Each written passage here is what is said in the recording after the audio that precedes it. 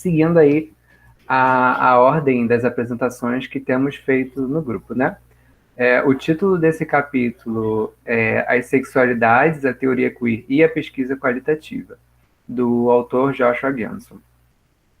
Eu já tinha lido esse capítulo para minha dissertação e eu confesso que, mesmo tendo contato com a teoria queer, né, em outros textos, e muitas das coisas que o autor aborda, ainda tem alguns pontos do texto que eu achei que ficou um pouco confuso, que demandam de algumas leituras prévias que provavelmente eu não tive, né, para poder compreender melhor o que o autor queria dizer nesses pontos. Mas eu ainda acho que a leitura é bem válida, porque por toda a construção, né, que ele faz dos estudos sobre as sexualidades em articulação com a pesquisa qualitativa. Então, eu optei por organizar a minha apresentação da mesma forma que o texto, né? Então, com isso, minha fala ela vai estar dividida de acordo com as seções e as subseções do capítulo.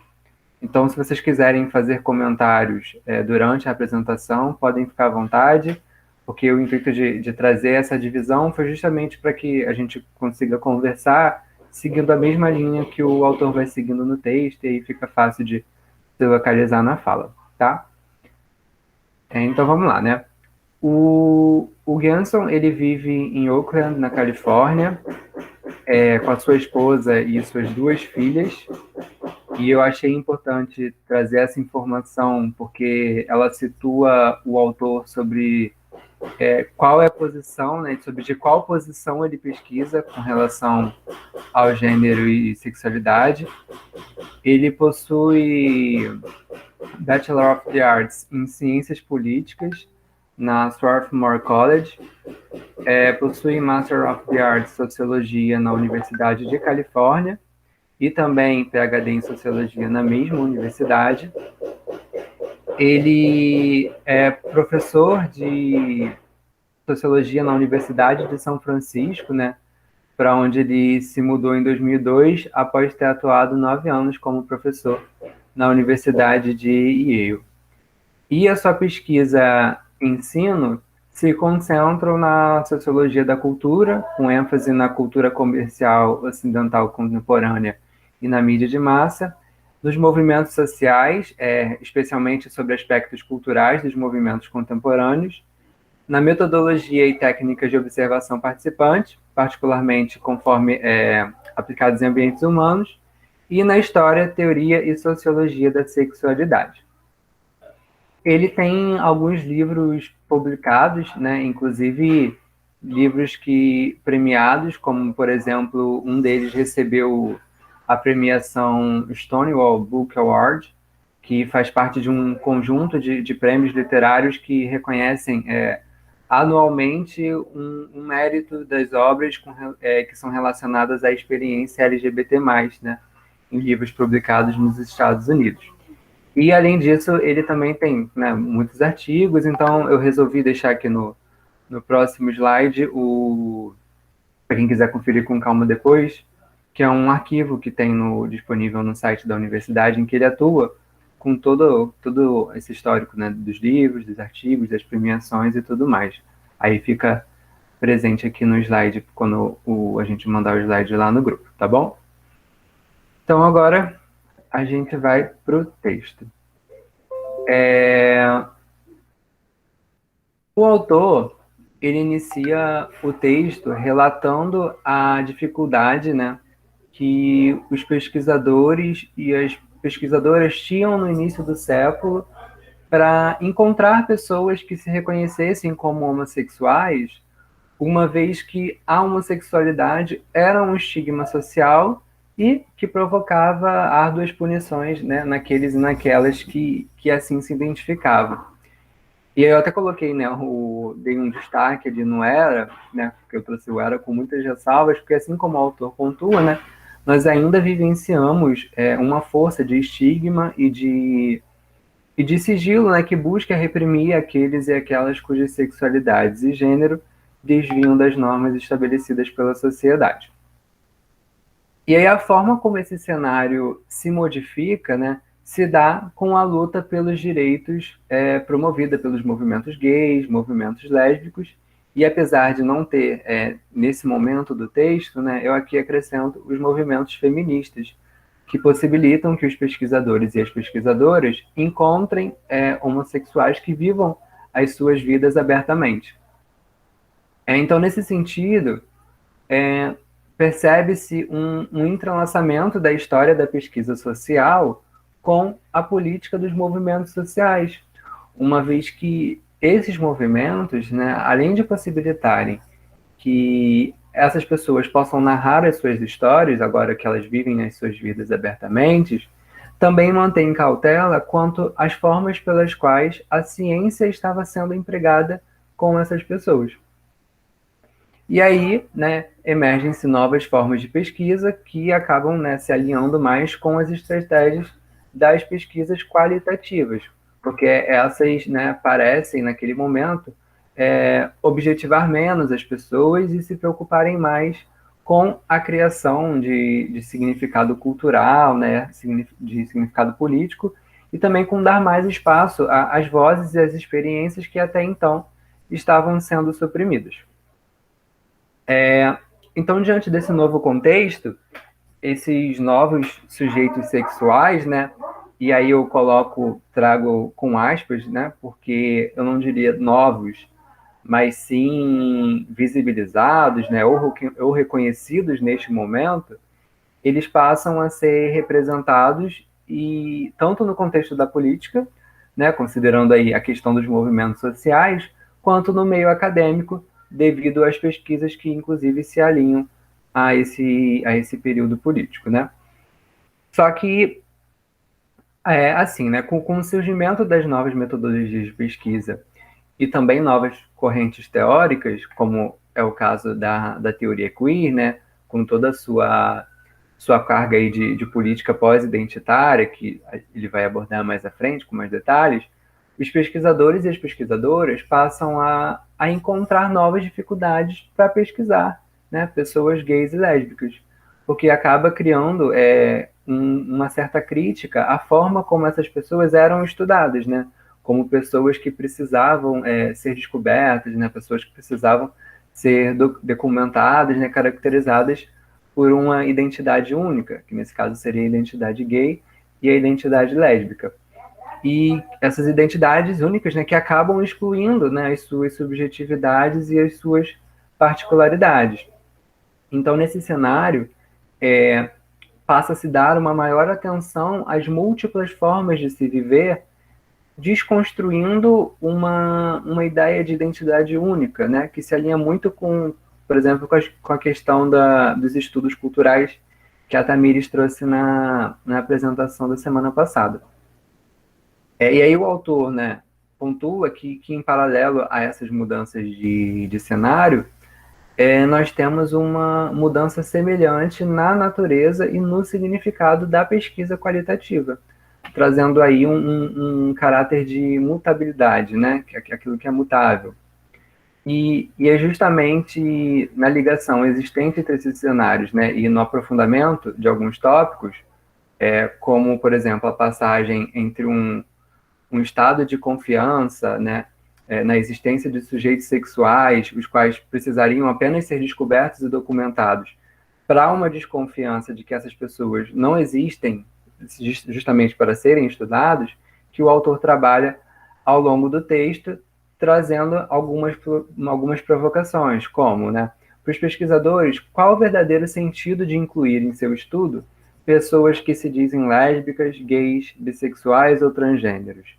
Qual seria o sentido de realizar a pesquisa qualitativa que, quando muito, mostra-se cética em relação à estabilidade e à realidade literal das categorias sociais gay, bissexual, transgênero e lésbica? E provocações, né, quanto ao lugar da experiência vivida nesse tipo de pesquisa e de representação. E aí, com isso, encerra-se a introdução e a gente dá início à primeira sessão do texto, intitulada A Política dos Estudos sobre a Sexualidade, um Impulso Qualitativo.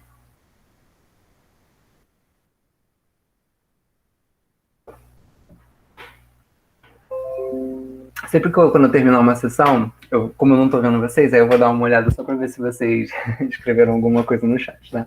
Mas vocês fiquem à vontade para falar também. Então, nessa primeira sessão do texto, né, o Genson, ele inicia falando sobre como os estudos sobre as sexualidades, né, as homossexualidades, estavam estreitamente ligados à pesquisa qualitativa e justifica essa ligação a partir de alguns pontos, né?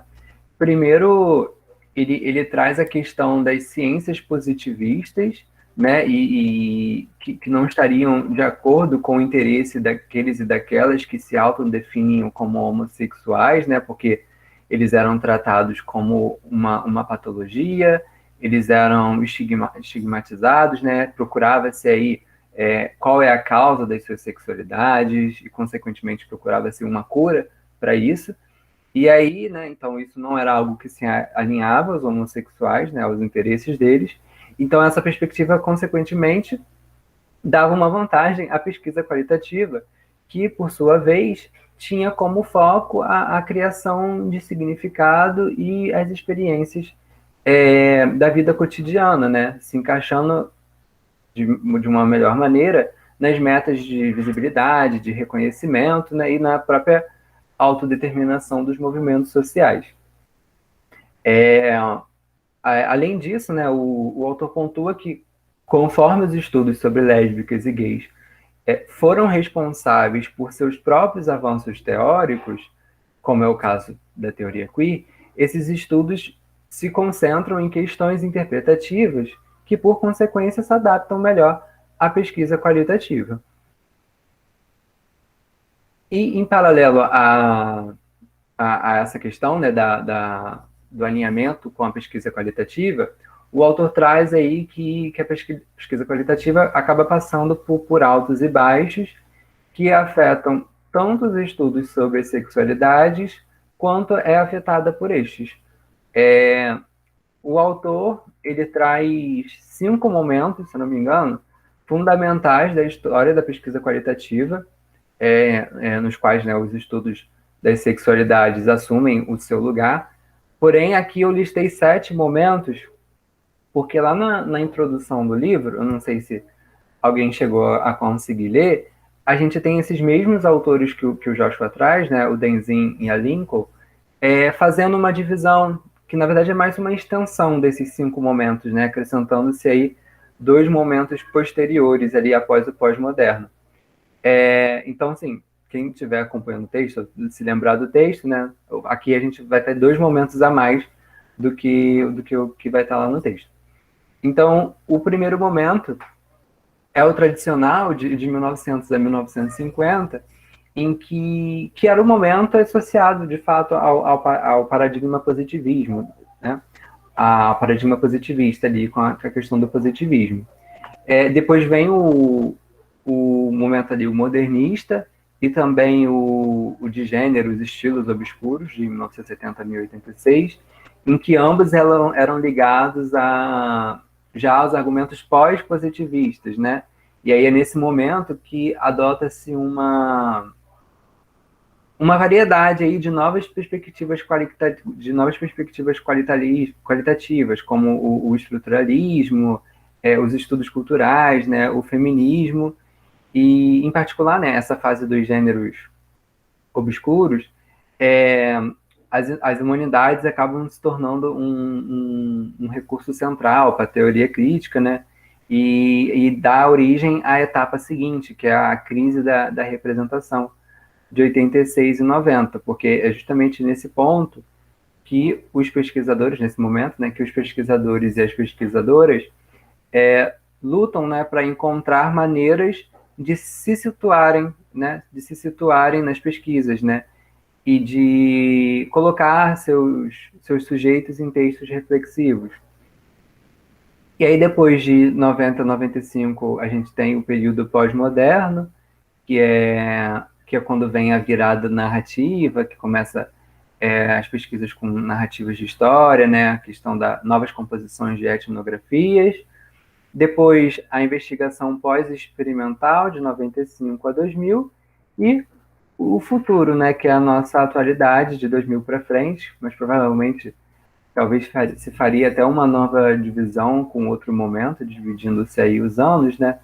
Mas seria o que a gente vive hoje, que trata aí do discurso moral, né, com as ciências, pedindo que as ciências sociais e as humanas tornem-se terrenos para conversas críticas, né, em torno da questão da democracia, da raça, do gênero, questões de comunidade, né, todas essas questões de caráter social. Então, é possível ver como que a pesquisa qualitativa afeta, né, e é afetada pelos estudos do gênero e das sexualidades, principalmente se considerarmos ali os períodos em que os movimentos sociais vão significando, né, vão ressignificando as sexualidades, né, em um sentido político. Porque, afinal, muitas das mudanças no meio acadêmico é afetada pelas mudanças que ocorrem no cenário político oriunda das ações dos movimentos sociais. Se eu não me engano, nessa sessão também, ele fala sobre a questão dos termos, né, presentes na história, que também vão sendo alterados ao longo do tempo, e como que estudar a homossexualidade se difere de estudar gays, né, que por sua vez se difere de estudar queers, né, ou se não me engano ele fala a condição queer, dentre outras coisas, dando destaque justamente para o termo queer, né, que é um termo aí que tem se mostrado mais incômodo, né, mais confuso, porque tem a questão da identidade e também a questão do marcador disciplinar. E aí, né, ele fala que, embora o termo tenha sido empregado como uma forma genérica de se referir ao grupo de gays, lésbicas, né, bissexuais, transgêneros, e todas, né, as dissidências de gêneros sexuais, o autor utiliza, assim como os teóricos queer, né, o termo em seu sentido de marcador de instabilidade de identidade, né, no sentido em que a própria teoria queer e os estudos queer propõem, propõem não um enfoque tanto nessas populações específicas, mas sim sobre os processos de categorização social e de uma possível desconstrução dessas categorias, né, que a sociedade cria. E aí, né, depois da introdução dessa seção, o autor inicia uma subseção para explorar, né, na verdade, se não me engano, essa primeira é dividida em 3 subseções, explorando alguns desses pontos que ele trata nessa introduçãozinha, e a primeira é intitulada A Relação Ambivalente com o Positivismo. E aí, nesse momento, ele explora, né, essa relação antagônica que os estudos sexuais passam a ter com a pesquisa social positivista após a rebelião de Stonewall, né, devido ao caráter científico e apoio da noção da homossexualidade como que o positivismo tinha, né, da noção de homossexualidade como uma doença.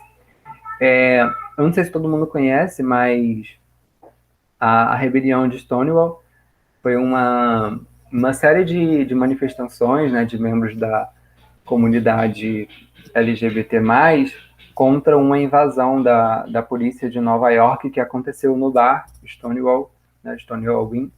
E essas manifestações elas são amplamente consideradas, né, como um dos eventos mais importantes que levou ao movimento moderno da libertação gay, né, e a luta pelos direitos LGBT no país.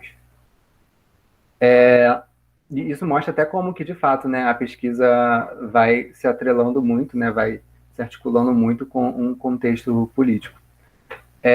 Então, nessa subseção, né, o autor parte da discussão sobre pesquisas que abordavam a homossexualidade, partindo de um modelo positivista, né, em busca de verdades objetivas da natureza, né, tratando aí o homossexual como um doente, como um criminoso. Ele parte desse cenário para exemplos de pesquisa que demonstram um alinhamento dos estudos sexuais com a pesquisa qualitativa. Ele trabalha com alguns exemplos que eu acabei não focando muito aqui para o slide, né? Mas basicamente essas pesquisas buscavam aí romper, né, com alguns mitos que se tinham sobre pessoas que desviassem das suas sexualidades e gêneros, né? Também é tratado sobre o fato de que, à medida que os movimentos gays e lésbicos ganharam força, né, aqueles e aquelas ditos estranhos, né, também passaram a fazer sua própria pesquisa, pesquisando e relatando fatos sobre si mesmo, né, e desencadeando aí, nesse percurso, uma nova onda de complicações, tanto nos estudos das sexualidades, quanto na pesquisa qualitativa. Daí tem a segunda subseção, intitulada ali Os Movimentos, a Pesquisa de Minorias e as Narrativas do Eu, na qual o autor inicia falando aí sobre como que nos anos de 1970 e 1980, os pesquisadores e as pesquisadoras que desenvolviam um novo campo dos estudos sobre lésbicas e gays, começaram aí a estudar as histórias de vida dessas pessoas para recuperar uma subjetividade que até aquele momento havia sido negada, né? Uma subjetividade dessas pessoas. Então, para isso, esses estudiosos, eles se apoiam em estudos históricos e etnográficos, como também narrativas, né? Sendo uma das metodologias utilizada a narrativa autobiográfica. Uma vez que, neste momento, descentra-se, né, a pesquisa do pesquisador masculino, né, heterossexual, branco, dando aí voz a vidas outras, né, que escapam desse padrão normativo. Inclusive, eu gostei, falei assim, gente, que bacana, o trecho trazendo tanto a minha teoria, a teoria da minha dissertação, quanto uma das metodologias que eu vou usar. Enfim, né? E aí, voltando, por conta dessas metodologias, em particular as narrativas autobiográficas, né, nós temos aí um favorecimento das visões subjetivas, certo? Porque as visões subjetivas que as pessoas têm sobre si, né? Porque situando aí cada sujeito socialmente em detrimento daquela visão objetiva, ou que tragam um outro ponto de vista, né, para essas pessoas que são estudadas, como acontecia quando um homem branco, né, heterossexual, estudava pessoas LGBT+. Então, obviamente, né, essas metodologias sofrem críticas, né? Inclusive, isso me lembrou um texto que eu li, né, sobre narrativas autobiográficas, que eu nem coloquei aqui, eu tenho que caçar depois o nome dos autores para colocar no slide, porque não deu tempo, não consegui achar. Mas nesse texto, eles tratam sobre como que a metodologia se constitui em uma aposta científica que apresentaria dois aspectos, né? E que são justamente os aspectos que são atacados. Então, digamos assim, os pesquisadores, pelos pesquisadores da época, essa surge primeiro no aspecto aí da subjetividade, né, que é atribuída como um valor de conhecimento, porque visto, né, que a realidade é lida do ponto de vista de um indivíduo que é historicamente determinado, e aí tem um ataque sobre esse caráter subjetivo, só que é justamente, né, essa ausência da objetividade o que difere o método biográfico das metodologias quantitativas, né, e metodologias experimentais, porque os elementos quantitativos seriam pouco relevantes, já que a biografia ou a autobiografia, como método, acaba se sustentando quase que, né, exclusivamente em dados qualitativos. E o segundo aspecto é que, por ser qualitativo, né, subjetivo, o método biográfico ele meio que se projeta fora daquele quadro epistemológico que até então era estabelecido pelas ciências sociais, né? Só que ele possui uma especificidade que impede porque havia sempre uma crítica, né, com relação é só um conjunto de informações particular, só que ele possui uma especificidade que impede o entendimento das biografias como meramente os materiais justapostos, né? Ele como se fossem protocolos de conhecimentos sociológicos que apenas traduzem informações, né? Ele tem todo um caráter maior por trás que justifica a utilização da metodologia. Então, se tem nesse cenário um desafio para a pesquisa qualitativa, no qual as pessoas, nesse caso gays e lésbicas, né, passam a desmentir, né, a objetividade que permeava as pesquisas com elas até aquele momento. E além disso, né, o autor traz também que com essas diversas linhas de pensamento, já que a gente teria, por exemplo, vários gays, né, várias lésbicas, com suas particularidades e suas subjetividades, narrando as suas histórias, essas diversas linhas de pensamento, elas se alinham com o movimento das minorias sexuais, né, já que agora a gente teria diversos modelos de sexualidades para um mesmo grupo minoritário. Então, assim, a pesquisa na área das sexualidades desenvolveu-se não apenas em meio à postura, né, ambivalente em relação à ciência positivista, mas também como uma resposta à tradição política, né, da organização desses grupos minoritários. Então, nesse cenário, a pesquisa qualitativa colocaria em foco a questão da experiência vivida, né, da experiência compartilhada e das minorias sexuais, enfatizando aí alguns pontos comuns do eu autêntico lésbico, né, ou eu autêntico gay.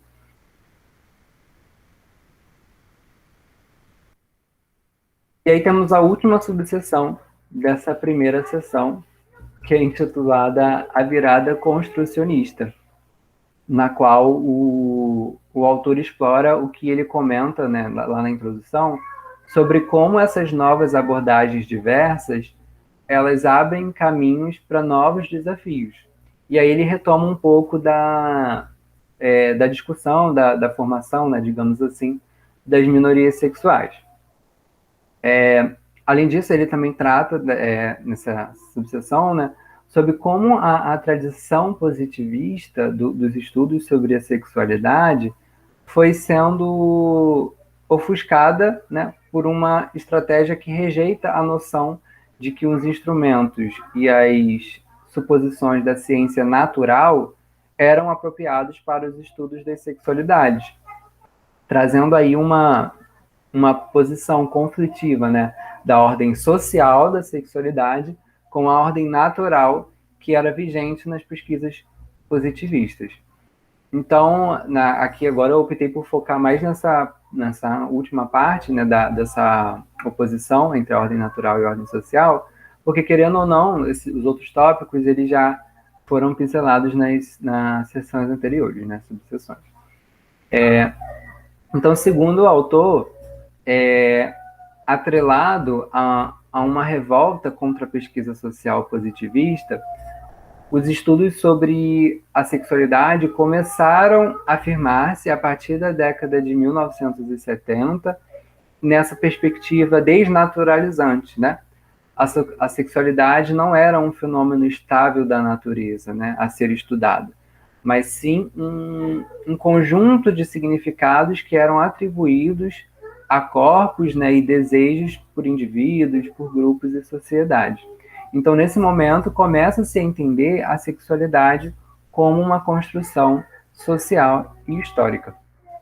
E aí eu trouxe aqui até um trechinho de um livro do Jeffrey Weeks, né, que é um historiador e sociólogo especialista, né, em estudos sobre sexualidade, em que ele nos diz, né, que indo em oposição à concepção de naturalidade, que a sexualidade é construída em um processo contínuo de aprendizados e reflexões que elaboram a percepção do que nos constitui como sujeitos e como desejamos expressar nossos desejos, e que reforça, de fato, né, esse caráter de oposição à ordem natural que se estabelecia até aquele momento com a pesquisa social positivista.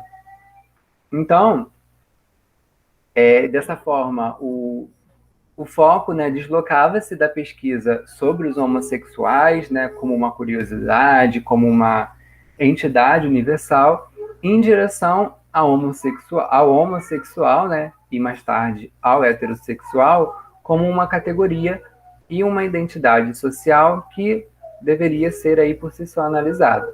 E aí é nesse cenário que temos a abordagem construcionista, concentrando aí sua atenção na pesquisa qualitativa, né, com uma tentativa aí de entender, de interpretar, né, os fenômenos em termos dos significados que as pessoas trazem para eles, né? Então, enquanto as abordagens positivistas consideravam incontestáveis, né, as categorias sexuais, né, e investigavam os indivíduos que supostamente a elas pertenciam, né, tinha a questão do como que vivem os homossexuais, né, qual é a etiologia da homossexualidade, o que comem, né, e assim por diante, os estudantes da área das sexualidades começaram a investigar a política, né, a história e a sociologia das próprias categorias e identidades. Então, os diversos sistemas de sexo e de gênero que conferem significado aos corpos e aos prazeres transformaram-se aí em um ponto focal, né, um ponto de centralidade das pesquisas. E paralelo a isso, a gente tinha dentro dos movimentos políticos aquelas pessoas que não pertenciam àquelas definições de identidades coletivas, né? Elas passavam a propor desafios de categorias afins. Por exemplo, né? Basicamente, seria um movimento em que se começa a discutir aí, apesar de não ter esse nome no texto, né? Mas se começa a discutir sobre interseccionalidade, né? Dando-se não mais voz a uma identidade única do sujeito, mas também trazer, como por exemplo a identidade gay, mas por exemplo as múltiplas identidades que constituem aquela pessoa, né, como a questão da raça, do gênero, da classe e etc. Então, e aí para finalizar essa sessão, um último ponto que o autor traz são pesquisadores, né, pesquisadores que tinham raízes sociológicas do construcionismo e nas políticas de identidades múltiplas, né? Como é o caso do Michel Foucault, que, segundo o autor, né, é um estudioso que tanto fortificava o elo entre a pesquisa qualitativa e os estudos das sexualidades, como também inaugura aí uma nova fase de teorização das identidades sexuais, que, por consequência, acabam provocando certas confusões metodológicas, né, e epistemológicas, por sugerir que todos os métodos têm seu lugar em determinados regimes de verdade, né, e que nenhum conhecimento gerado encontraria longe das relações políticas.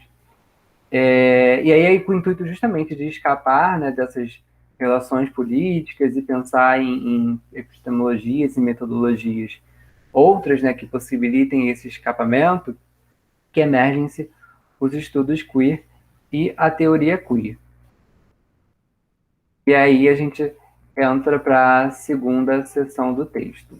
Vou beber uma água. Se quiserem falar algo, fiquem à vontade.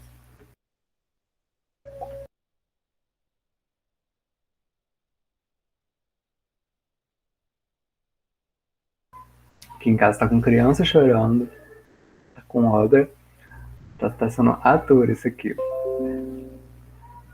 Vamos lá.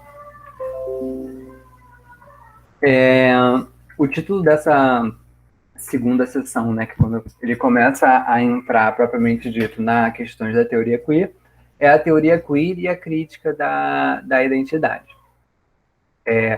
O autor, ele traz que a teoria queer começa a se formar na década de 80, com grande influência da teoria pós-estruturalista, né, que é proveniente dos estudos culturais, e um vínculo com as políticas queer, né, tendo aí como cerne das suas preocupações justamente a questão da crítica da identidade, né, e das políticas de identidade.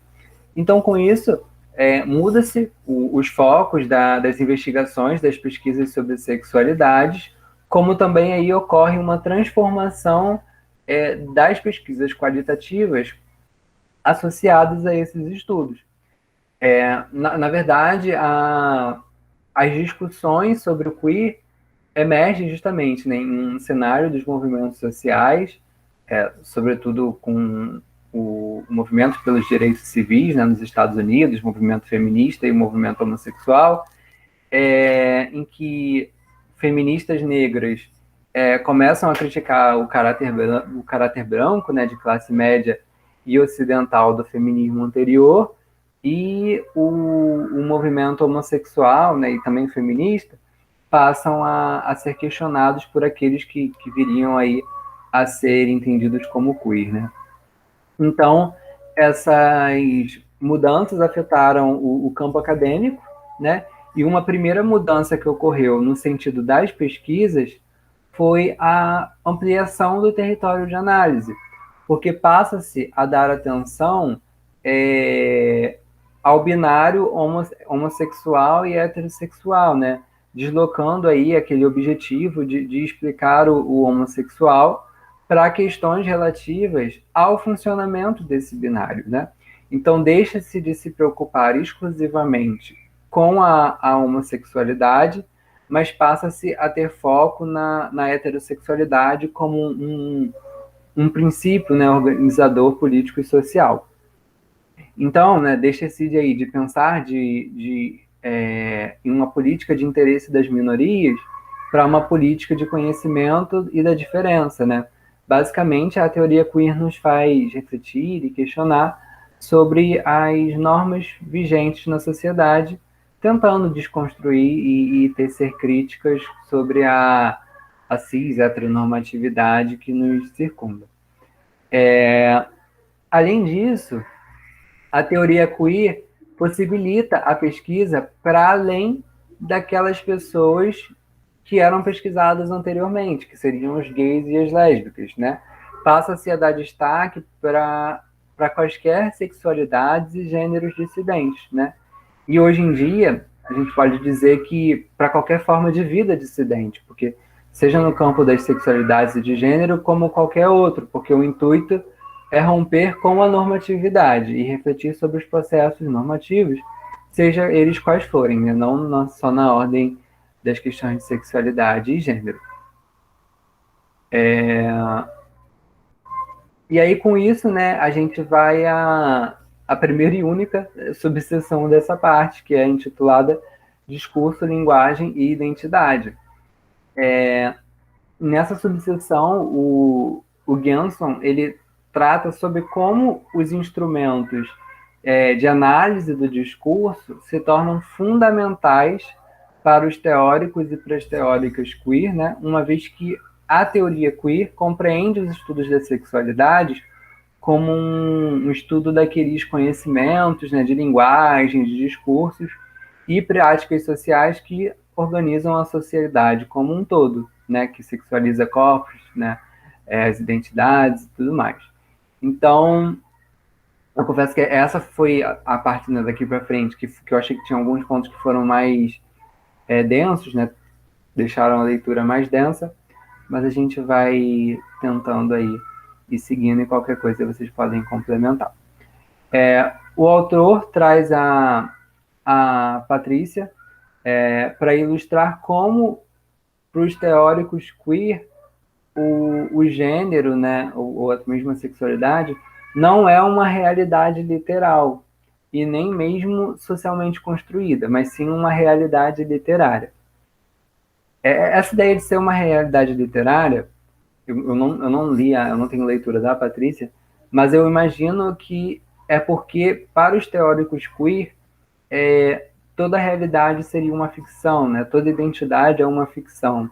Então, nós construímos a nossa identidade, nossa realidade, dentro de um sentido literário, dentro de uma poética, né? Só que esse conceito varia muito dependendo de qual autor a gente se baseia. Então, eu não vou me aprofundar muito nisso. Mas, de qualquer forma, eu senti que ele se aproxima muito pelo menos pelo meu entendimento, né, da noção de performatividade que a Butler traz em seus textos. Porque a teoria da performatividade explora a ideia de que a identidade seria um efeito da linguagem, né? Nossos atos cotidianos se inserem na linguagem, que representando de alguma forma quem nós somos. Então, o gênero ou mesmo a sexualidade nesse contexto não seria uma essência ou um destino da pessoa, mas sim uma matriz de significados culturais dentro dos quais as pessoas se posicionam ou são posicionadas por meio de atos públicos. Então, nós estaríamos fazendo os nossos gêneros e as nossas sexualidades ao invés de simplesmente selos, né, de como se eles existissem previamente, a gente vai lá e entra neles, né? E aí, isso é feito por meio de atos de autorrepresentação, né, em nossas vidas cotidianas, o que também acaba implicando de que a gente não conseguiria viver nossa sexualidade e gênero da forma que a gente quer, assim, basicamente, porque a gente é condicionado a algumas formas possíveis, com aspas, né, dentro das normas culturais que são vigentes. E aí, da mesma forma como o autor retrata essa realidade literária, né, a performatividade também funciona como contra uma certa presunção das categorias que são culturalmente construídas e acaba chamando atenção para os mecanismos dessa construção. Então, no caso, por exemplo, a gente não poderia afirmar que tudo é construído. E ele traz essa discussão um pouco depois para essa questão do literário, por isso que eu acabei fazendo esse paralelo. A gente não poderia afirmar que tudo é construído, porque a construção deveria significar mais do que uma simples inversão dos termos natureza e cultura, porque antigamente a gente falava que tudo é natural, aí agora a gente passa a falar que tudo é construído, né, culturalmente construído, só que seria mais do que isso, porque dessa forma a gente estaria simplesmente invertendo a palavra, né? E aí, mas isso foi só uma coisa que me veio na mente na hora da leitura, e eu acredito que, né, para poder ter uma melhor compreensão sobre essa questão da realidade literária, é interessante ler autores e autoras que trabalhem diretamente com isso. Eu cheguei a pesquisar, eu conversei com algumas pessoas, e aí todos me falaram que isso varia muito do autor, né, do pesquisador que você está lendo, porque eles vão ter concepções diferentes. Então, eu acabei não me aprofundando. Mas seguindo o contexto, né, com as ideias do Genson, ele traz que, por conta desse entendimento, né, as perspectivas teóricas queer começam a redefinir o que é considerado pesquisa qualitativa, né? E as técnicas literárias ocupam aí um território anteriormente que é reivindicado pelos pesquisadores sociais empíricos. Então ele segue aí para a questão, depois, né, ele segue aí para a questão da identidade homossexual unificada, que é um dos pontos, né, de crítica central da teoria queer, porque os predecessores, né, que contribuíram para o desenvolvimento da teoria queer, eles rejeitavam essa questão das categorias de identidade, né, como elementos vinculados ao poder, né, enquanto eles observavam aí as extensões políticas, culturais, que influenciam diretamente na construção dessas categorias de identidade, né? Então, o próprio termo identidade durante o século XX, nesse contexto, ele circulava aí os trabalhos acadêmicos como se fosse uma das categorias culturais mais naturalizantes daquele momento, né? Que marcava a existência da pessoa como um ponto aí de realidade inegável, fora de qualquer estrutura da representação. Só que aí essa lógica ela vai sendo problematizada por alguns autores e autoras, fazendo com que as identidades passem a ser tratadas aí como um mito cultural, se não me engano quem fala assim é a Jagose. E aí, este é um dos elementos que configura o cenário que possibilitou a emergência do pós-estruturalismo e da teoria queer, né, como teorias que viam as identidades como possibilidades que acabavam excluindo, né, ou qualificando as pessoas de uma forma negativa. Então, nesse sentido, alguns teóricos queer compreendem, né, a teoria em uma concepção pós-identitária, né, considerando que somos seres que ultrapassariam uma construção de identidades fixas e previamente existentes. Então, nesse contexto, o Genson traz que a identidade ela não pode ser tomada como um ponto de partida para a pesquisa social, né? E o pesquisador ele nunca poderia fingir que essa é algo imóvel, imutável.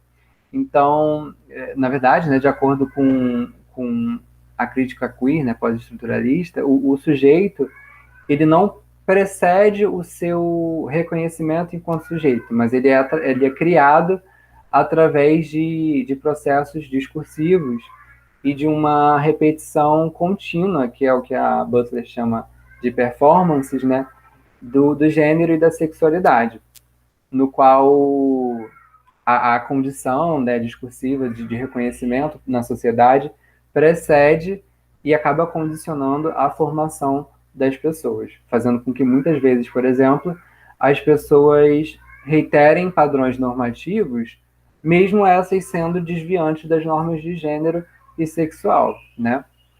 E aí, para finalizar essa subseção, o Genson traz que, apesar disso tudo, as pesquisas que seguem uma linha queer, né, digamos assim, elas seriam apenas um caminho a ser trilhado, né? A gente ainda tem as pesquisas que continuam investigando a vida dos gays e das lésbicas, que não trazem essa crítica pós-estruturalista da identidade.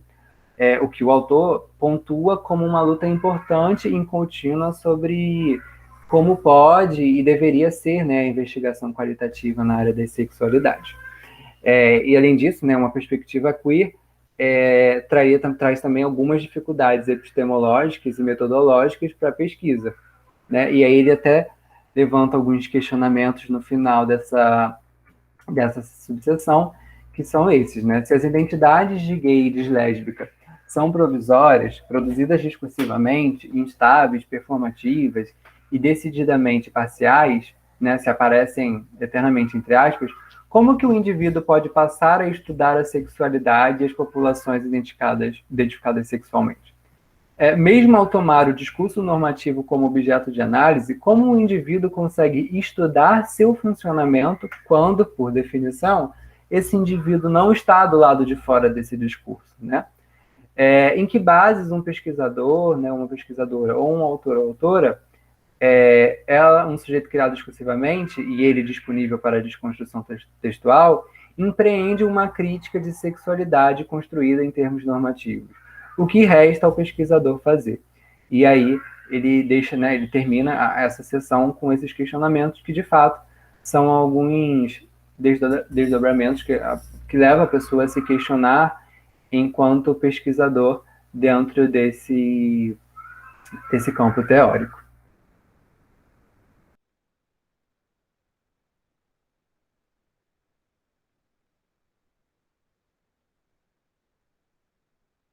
E, e aí, com esses questionamentos, né, ele segue para a última sessão, que é intitulada Os Desafios Comuns à Investigação Qualitativa.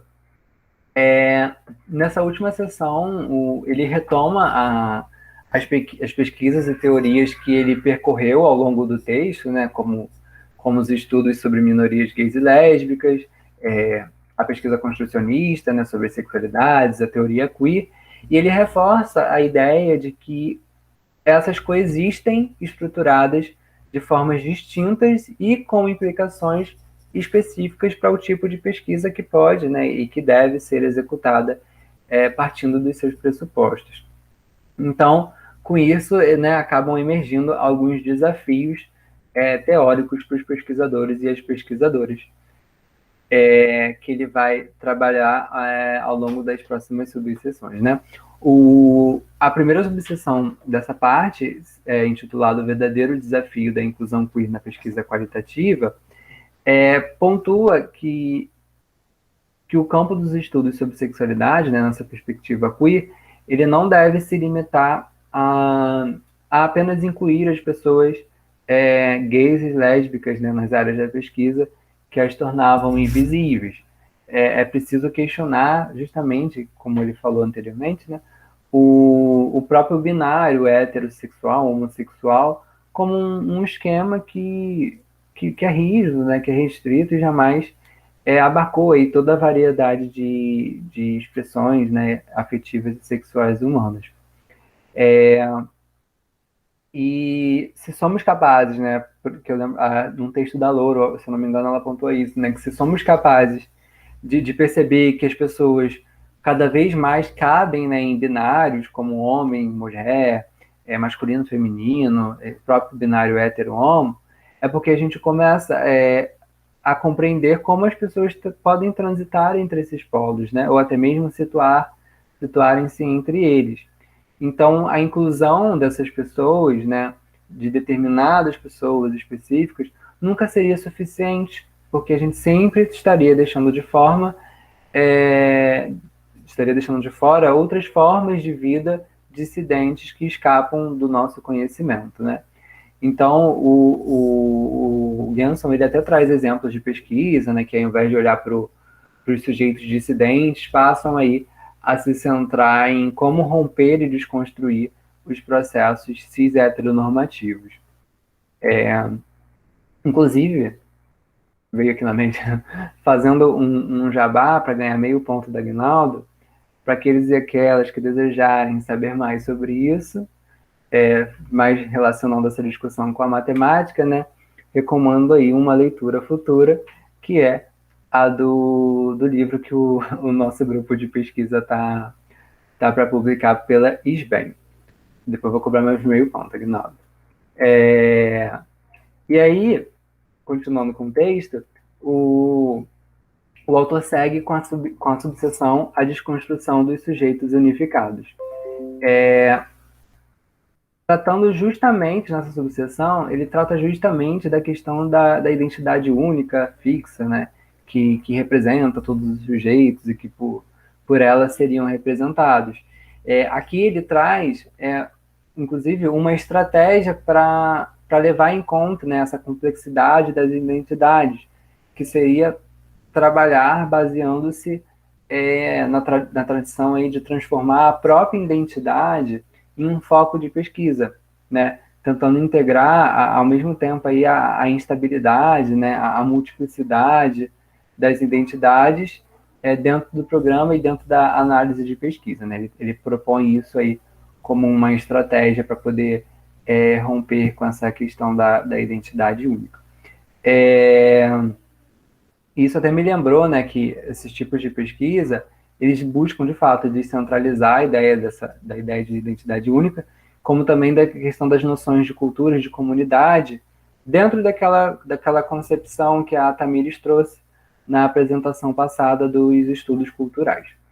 E aí ele vai trazendo algumas outras formas de se trabalhar, né, ele vai falando das problemáticas de representação dos sujeitos, uma vez que, né, em uma perspectiva queer, a voz de uma pessoa seria apenas uma dentre várias, né, que poderiam pertencer a uma mesma comunidade ou um grupo minoritário, até que ele chega na última subseção, que é intitulada Pesquisando e Teorizando a Relação Existente entre as Instituições e o Discurso.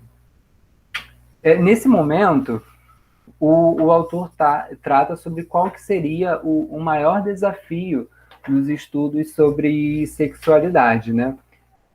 Não sendo esse desafio restrito nem à teoria queer e nem aos estudos sobre gays e lésbicas, mas sim nas diferenças que há entre esses estudos, né? E também nas tentativas de cada vez mais de reconciliá-los. Então, enquanto os estudos, ele pontua, né, que enquanto os estudos sobre lésbicas e gays, incluindo suas versões construcionistas, que são enraizadas aí na sociologia, menosprezariam o discurso, a teoria queer menosprezaria o institucional. Isso me incomodou um pouco quando eu li o texto, e aí eu fui conversar com outras pessoas, e eu percebi que não era um incômodo só meu, né? Mas eu posso estar viajando. Porque quando ele pontua essa questão dos estudos sobre lésbicas e gays, né?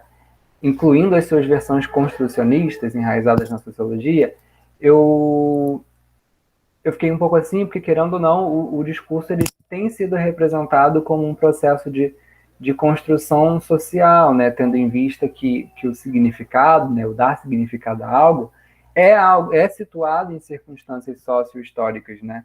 E é medido por práticas discursivas. E isso tem tudo a ver com a questão do construcionismo.